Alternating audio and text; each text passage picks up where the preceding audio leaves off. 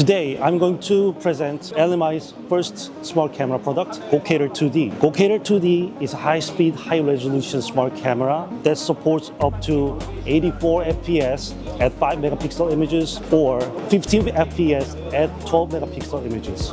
With the integrated machine vision tools and built-in lighting control, it functions as a truly standalone smart camera. In this demo, Gocator 2D is running deep learning-based classification tool, barcode reader, and OCR tool in high-speed application. It shows that Gocator 2D is able to handle everything from traditional rule-based algorithms to deep learning-based models in a high-speed application. Another key advantage of Gocator 2D is its hardware. Powered by NVIDIA Jetson with 16 GB of RAM and 88 GB of storage, it enables true on-camera AI, including on-device training and high-speed inference. To give you an idea of its performance, deep learning-based classification tool runs in just 20 milliseconds. Anomaly detection tools runs in 80 milliseconds. Also, other sophisticated models can run also on the camera.